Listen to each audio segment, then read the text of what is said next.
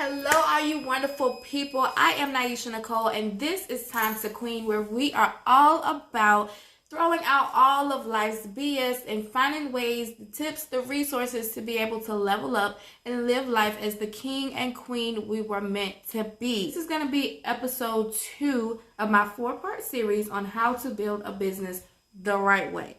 Today's video, we're going to be focusing on networking, marketing, and branding. So go ahead, get your pen and paper, make sure you click that subscribe button and the bell, and meet me right back here so we can get started.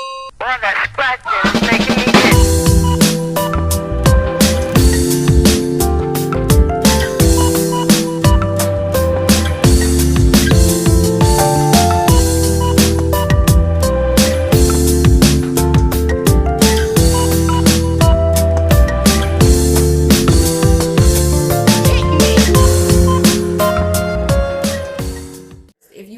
Already, make sure you go and check out episode 1, which is going to be the basics on what you need to build a business the right way.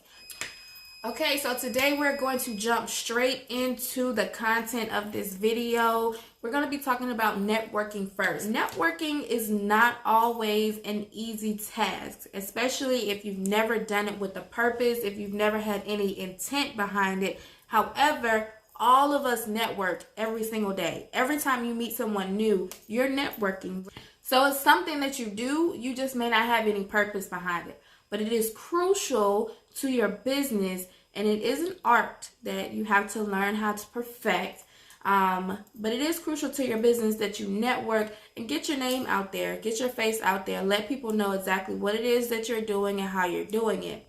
So some tips that you can use to be successful at networking, especially if you haven't done it with the purpose before, is to first schedule some time to network. Have a calendar and make sure that you put on there networking. Make sure that you have a goal set. Make sure that you have an end goal of what you're going to spend this time doing. If you're going to be going to a meetup.com meetup, if you're going to be meeting some people from a Facebook group, if you're just going to go sit at a restaurant and talk to every person that comes in and sits beside you, that's your goal and you're networking. So have a goal, make sure you write it down. It doesn't become a goal until you write it down and make a plan around it. So schedule your time out to network.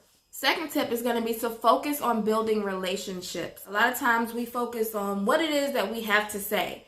What you really need to be doing is spending a lot less time talking and more time listening. Build a relationship with people so you know exactly what it is that people want. You can't have a solution if you don't know what the problem is. So if you're building relationships with people, what you're really doing is finding out exactly what your audience needs. You're finding out exactly what your consumers are looking for so that you can provide them a solution. The third tip that we have for networking is going to be to ask for introductions. Your customers are going to be your best source. The people that you interact with on a day-to-day basis, your friends, your family, everybody knows somebody that you don't know yet. So ask for an introduction. Don't be hesitant. Don't be nervous. Relax. Just be yourself and practice what it is that you want to say. It's okay to look in the mirror and practice that 2-minute introduction, that 2-minute elevator speeches. You can practice that and perfect it and make sure that you're relaxed and being able to present your best self when you're going out and network. The next thing that we're going to talk about is marketing. As a new business, you may not have a large budget or possibly no budget at all to be able to market. But this is another very crucial piece of making sure that your business is successful long term. If the people outside of your immediate network don't know you exist, they don't know what you do, you're not going to get very far because your network is only going to be so big no matter how much you do it. So you have to get people that are outside of your immediate network to know that you own a business, that you offer a product, that you have a service, that you can help them with something. And the way to do this is to market. So here are some free or very super low cost strategies and tools for marketing, especially if you don't have a budget at all. First tip is to build a website. Everything is digital nowadays. Even our banking is digital nowadays. Money is digital. So the information that we have has to be digital as well. Build a website. Go to Google, get some Google ads. Make sure that you have an online presence. Businesses that don't have a website are reducing their income by 40%. If you go to Google and you type in what it is that you're looking for, you're going to get 4 or 5 ads for local businesses, and then you're going to get millions of other pop-ups about businesses in your area outside of your area. You need to have an online presence for you to be successful. Another low-cost tip is going to be Facebook and Instagram ads. So for my real estate business, I use Facebook and Instagram ads simultaneously. So I build the ad on Facebook, and it automatically, as soon as I get the ad built, it asks me, do you want to run this ad on Instagram?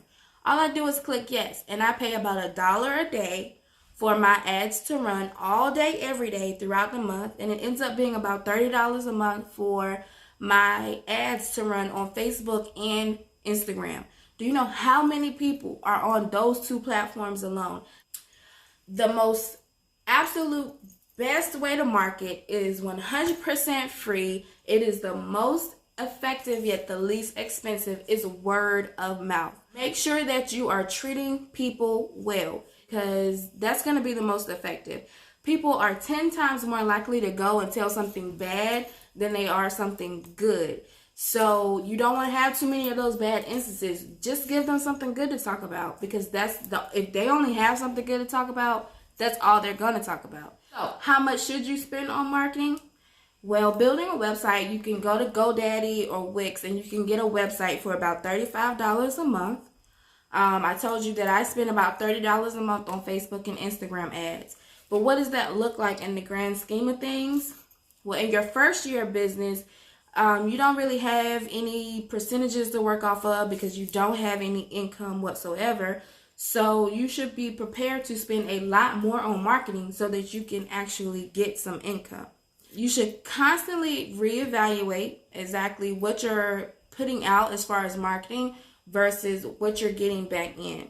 So you should look at what sources of marketing strategies are you using, where do you have those marketing strategies being put out at, and what is it actually bringing back in. And a good rough estimate or a good number to be around is between 15 to 20% of all of your sales should go back into marketing until you reach around your 3 to 5. At that point, you've built a substantial customer base. You know pretty much how your business is going to ebb and flow throughout the seasons, if you're going to have any seasonality. So you can be able to prepare to spend more money during your slow seasons for marketing and less money during your busy seasons. But a good number to start out with in your first year is going to be between 15 to 20% of all the sales that you bring in. On to branding. To make sure that you continue to get those sales, you need to make sure that your brand is exactly tip-top shape. You're not just selling your business, you're selling yourself. And your brand is going to be personal and professional. What are people saying about you as a person? You can read on Google or the Better Business Bureau what they're saying about your business, but what are they saying about you? Your personal brand also affects your business brand. So you need to make sure that you're keeping a clean nose at all times. Now, there are ways that you can do this. You can actually hire companies to go out and make sure that there's no bad press about you out there on Google. They can clean up your Facebook pages, your social media for you. You can hire these companies. It can be a bit costly, but they're going to do it right, and they're going to do it right the first time. And that's what this series is all about. I actually follow a branding company, and the young lady who runs the page, her name is Erin, and the page is Erin On Demand. I'll put a link to her channel down below, but I absolutely love her content, and she is so great at what she does.